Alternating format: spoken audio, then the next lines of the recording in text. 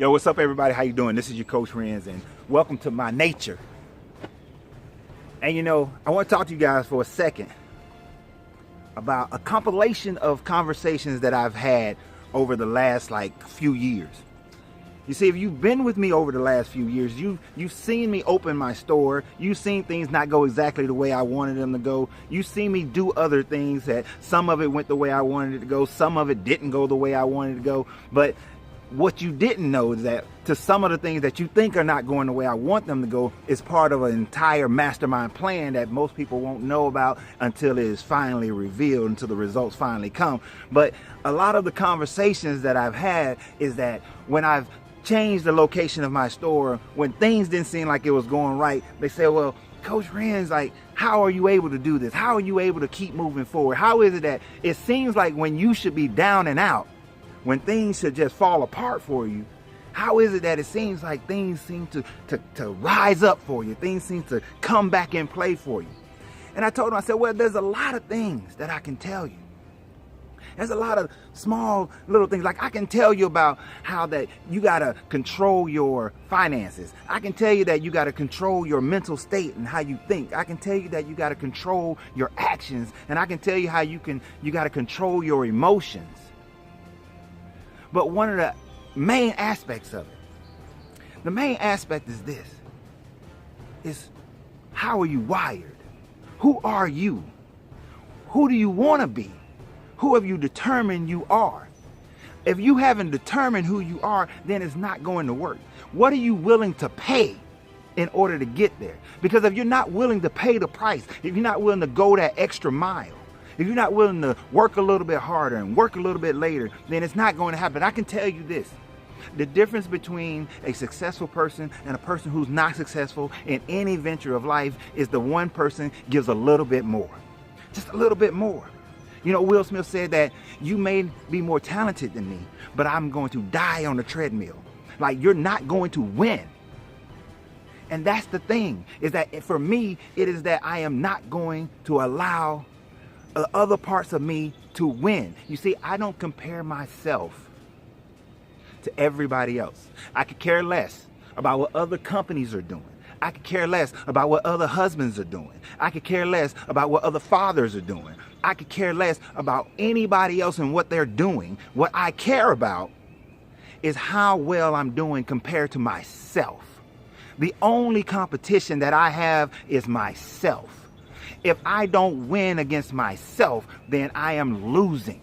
And until you realize that and you have to win against yourself, you're losing. Because the thing about it, when you say that you want to start meditating in the morning, but the morning comes and you just hit the snooze, you got that snoozeology going, you're losing against yourself. It doesn't matter if the other person doesn't get up. It doesn't matter if your neighbor doesn't get up. What matters is that you didn't get up. When you say you want to lose that weight, it's March 2018. You've already given up on your New Year's resolution. You didn't lose against the other people in the office. You're losing against yourself. So the competition is not between other people.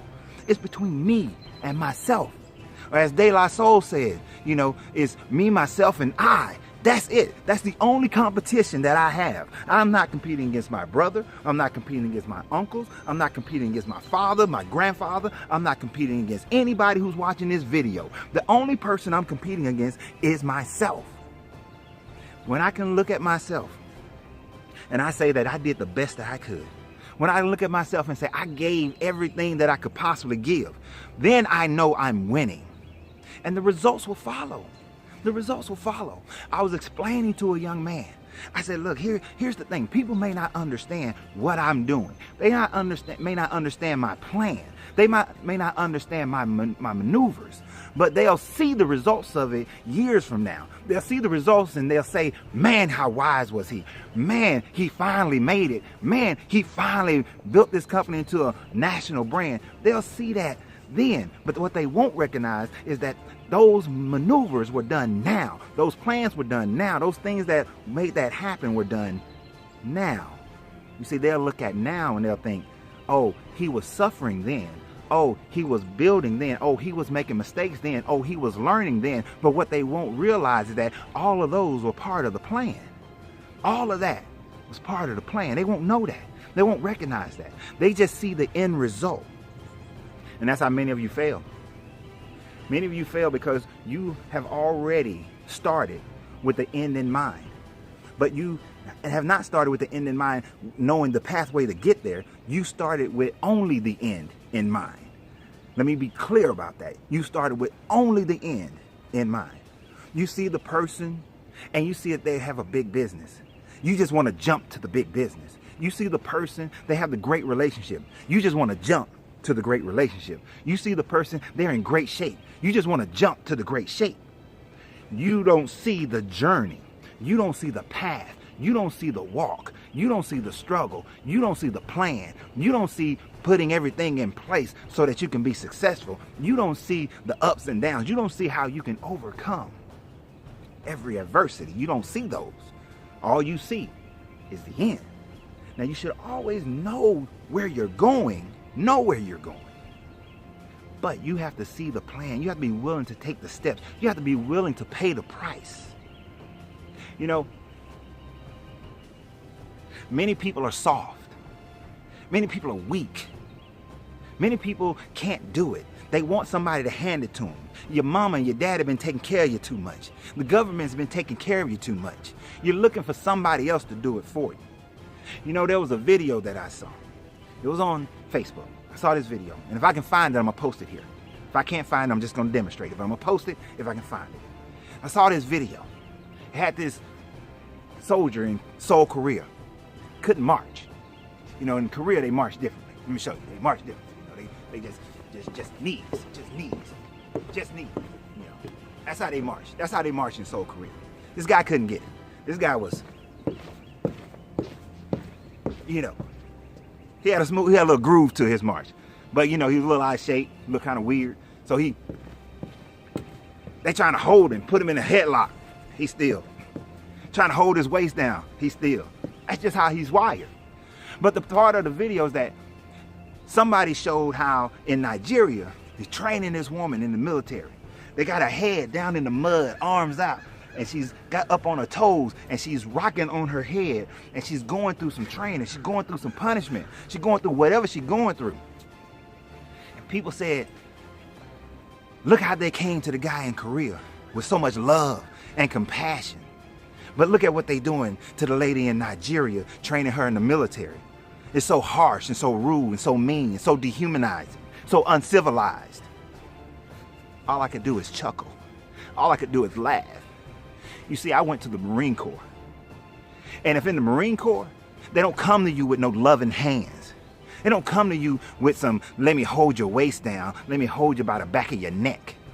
No, you get on that quarter deck. You get dug. That's what happened. You got to go through some stuff. You got to climb through some stuff. You got to go through some punishment. You got to feel some pain in order to become a Marine. Because you may look good marching, but give me that woman, that Nigerian woman who went through it. I know that in a foxhole, she got my back. I know she ain't going to panic. I know she ain't going to fall out. I know she ain't going to hold up a stress card and say, enemy, I'm stressed, so you got to take a break. She's not going to do that. She's going to fight the battle. I know she got my back. But this dude, nah, I don't want him in the foxhole with me. I don't want him fighting with me.